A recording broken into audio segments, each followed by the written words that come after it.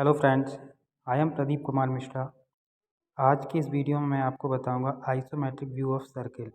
Circle का isometric view कैसे बनाते हैं। तो इसकी दो मेथड बताऊंगा मैं।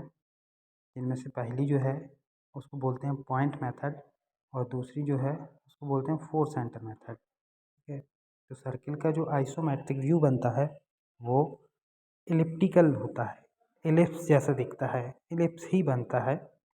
तो देखते हैं इसको। ये इस तरीके से ये पॉइंट मेथड से बनाया है और ये राइट हैंड में ये वाला सेकंड वाला ये जो है ये फोर सेंटर मेथड से बनाया है, जबकि ये पॉइंट मेथड है और ये फोर सेंटर मेथड है दोनों। अब इसको बनाने के लिए क्या करते हैं कि जो सर्किल आपको दिया रहता है उस सर्किल को एक स्क्वायर में बंद करते हैं। इस तरीके से पहले सर्किल बना लेते हैं दिए हुए डाया की, और फिर उसके बाद उस सर्किल को अपन स्क्वायर में बंद कर लेते हैं इस तरीके से। इसको आप बनाने के लिए ड्राफ्टर का यूज़ कीजिए। यदि आप ड्राफ्टर का यूज़ नहीं करेंगे तो आपकी जो ड्राइंग जो है वो ठीक नहीं बनेगी। मुझे ये थोड़ा सा लाइट दिख रहा था, इसलिए मैं इसको थोड़ा सा डार्क दिख रहा हूँ ताकि ये दिखने में थोड़ा ठीक लगे ना। तो ये सर्किल को पहले स्क्वायर में बंद कर लेते हैं इस तरीके से। जो भी डाया का सर्किल आपको दिया है उसको पहले सर्किल बनाते हैं, फिर उसको एक स्क्वायर में बंद कर लेते हैं इस तरीके से। फिर उसके जो डायगोनल हैं उनको बना लेते हैं। तो इस तरीके से इसके डायगोनल अपन बना लेते हैं, है ना। ये इस तरीके से सर्किल और जो स्क्वायर जिसके अंदर अपन सर्किल को बनाए हैं उसके ये डायगोनल मिला लेते हैं। अब इनको नंबर दे देते हैं 1 2 3 4। यहाँ 5 जो इसके सेंटर को टच करेगा, स्क्वायर की जो साइड्स हैं उनके सेंटर को ये इस तरीके से टच करेगा, है ना। और फिर ये जो डायगोनल सर्किल को काट रहे हैं, डायगोनल सर्किल को जहाँ काट रहे हैं इनको भी पॉइंट का नाम देते हैं 9 10 11 12, है ना। साइड के जो सेंटर हैं उन पे भी नाम देना है 5 6 7 8, और ये 9 10 11 12। अब ये जो डायगोनल को काटे हैं उसको अपन इस किनारे से इस तरीके से कंपास के ज़रिए इसको नाप लेते हैं इस तरीके से। और इसको नापने के लिए इसको साइड को भी नाप लेते हैं अपन। तो इसके दो तरीके हैं। डायगो जो आपका आइसोमेट्रिक व्यू बनेगा उसमें ये 30 30 एंगल की दोनों तरफ लाइन बना लेते हैं, जो मैं लास्ट वीडियो में बता चुका हूँ।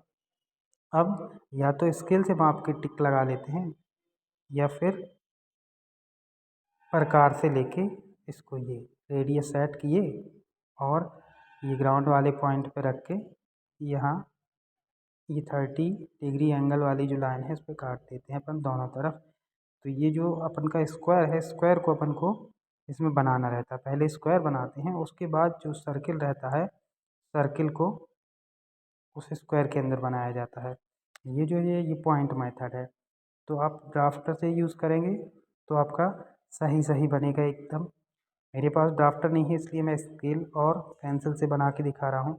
सभी पॉइंट जो हैं उनको यहाँ अपन नाम दे देते हैं उनके जो अपन ने ऊपर बनाया है 1 2 3 4, और जो इनके साइड के सेंटर पॉइंट हैं मतलब हाफ साइड, है ना। तो 1 और 2 के बीच में 5 आ जाएगा, 6 7 8 9। अब ये जो बाकी की डायगोनल पे जो पॉइंट आए हैं उनको या तो अपन स्केल से माप के यहाँ टिक लगा लेते हैं डायगोनल बनाने के बाद, या फिर वही कंपास का यूज़ करके, प्रकार का यूज़ करके ये रेडियस लेके ये इस तरीके से यहाँ टिक लगा लेते हैं माप के। जो जितनी दूर वो रहेगा उसके कॉर्नर से उतनी ही दूर यह बना लेते हैं। ठीक है। और इनको सभी को आपस में मिला देना है। जो पॉइंट है 8 9 7 6 11 5, ये सभी को या तो आपकी ड्राइंग अच्छी है तो फ्री हैंड मिलाइए, अदरवाइज़ आप उसका यूज़ कीजिए, प्रकार का यूज़ कीजिए, है ना। क्योंकि ये बनना तो इलिप्स है, सर्किल तो आएगा नहीं। और इलिप्स में इस तरीके से बनाते हैं अपन, फ्री हैंड ही बनाते हैं। तो आपको ये पॉइंट आपको मिलाना है, इस तरीके से पूरा इलिप्स बन जाएगा।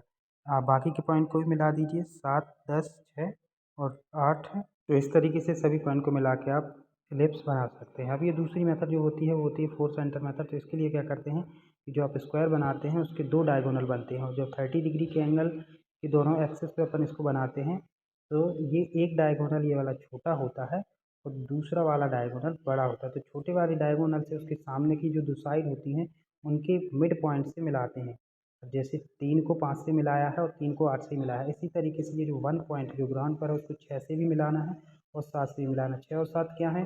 उस डायगोनल के सिरे के सामने वाली 2 साइड्स उनके मिड पॉइंट पे भुजाओं के मध्य बिंदु से डायगोनल के सिरे से आपको मिलाना है दोनों तरफ इस तरीके से, जो मैंने इसमें दिखाया है बना के, है ना। ये 1 को 7 से मिलाया है और यही रेडियस लेके आपको एक कर्व बना देना है जो 6 तक जाएगा, ठीक है। दूसरा ये जो कट पॉइंट है इनका, जो ये लाइन है और ये एक्सिस दूसरा डायगोनल है, इसका जो कटिंग पॉइंट है ये तीनों एक ही बिंदु पर आने चाहिए। यदि एक तीनों एक ही बिंदु पर नहीं आते हैं तो इसका मतलब कि आपका फिगर गलत बन रहा है, और यदि ये एक ही पॉइंट पर आते हैं तीनों एक ही जगह पर काटते हैं मिलते हैं इसी लाइन पर, तो ये सही बनता है। तो अब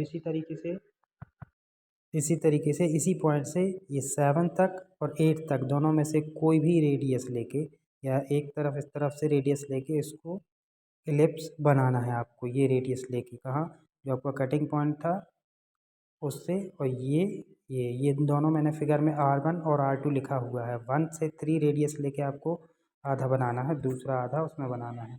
ये इसका फिगर आपको ये एक बार और क्लियर हो जाएगा। इसको आप देख लीजिए कि कहाँ से रेडियस लेके सेंटर 1 C1 दिया है ये, और सेंटर 2 C2 दिया है। तो यहाँ से क्या करना है कि ये रेडियस लेके आपको ये इस तरीके से इसको कर्व बनाना है, और दोनों तरफ हमने बना के दिखाया तो इस तरीके से कर्व आपका कंप्लीट हो जाएगा।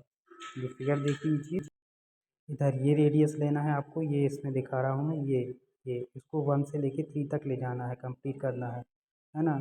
और सेंटर C1 C2 इस तरीके से आपका ये कर्व कंप्लीट हो जाता है।